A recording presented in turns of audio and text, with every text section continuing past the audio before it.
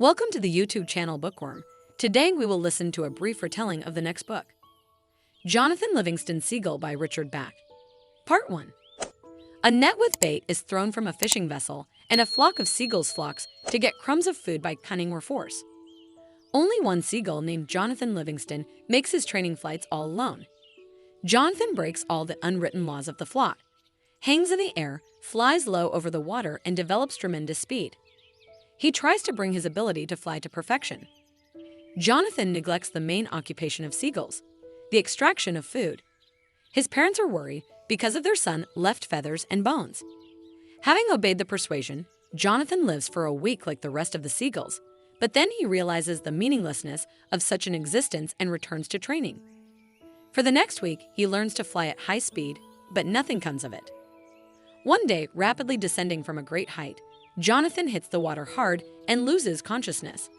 When he regains consciousness, he hears a voice saying that Jonathan is just a seagull, not born for high-speed flights. He decides to accept and return to the flock, but on the way home he finds a solution. The speed can be controlled by reducing the length of the wings. Forgetting about failure, he trains and achieves success.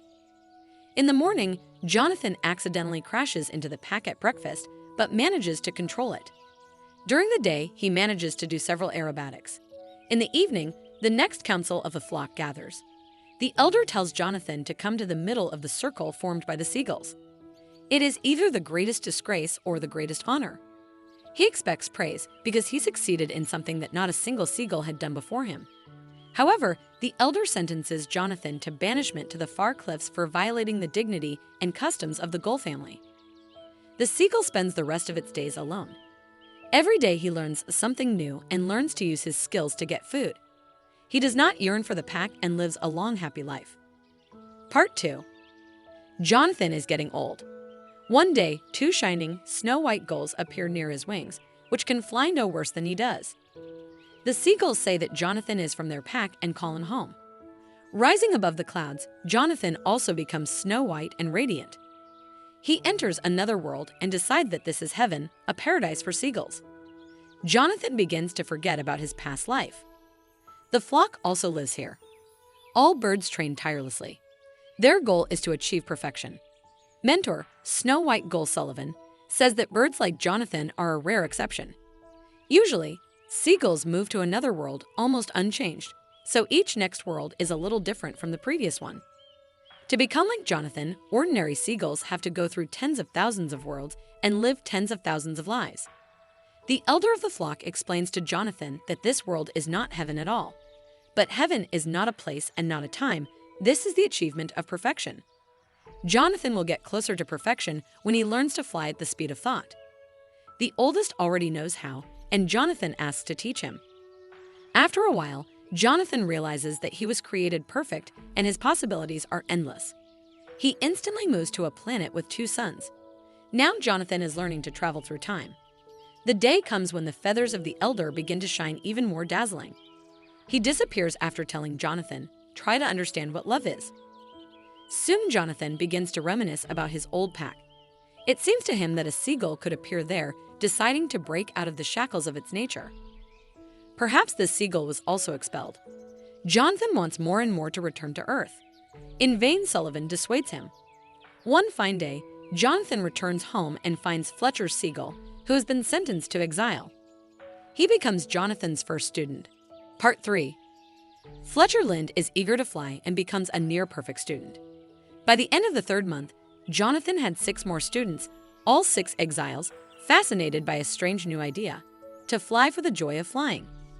In the evenings, Jonathan tries to teach them the idea of comprehensive freedom, but the students, exhausted from the day, fall asleep without listening to the teacher. A month later, Jonathan decides to return to the pack. Although the students are against it, they fly after the mentor.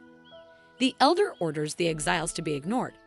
For some time, Jonathan sees only the gray backs of his fellow tribesmen, but does not attach any importance to this. He continues to teach. Over time, the students begin to listen to Jonathan more attentively, and at night they are surrounded by young gulls from the flock. They are also interested in listening to the mentor. A month after returning, the youth of the pack begin to move on to Jonathan. One of the seagulls, Kirk Maynard, has a broken wing but wants to fly and asks Jonathan for help. Jonathan tells him, "You are free and nothing can stop you." Kirk spreads his wings and takes to the skies in front of the astonished flock. Students begin to consider the mentor a god.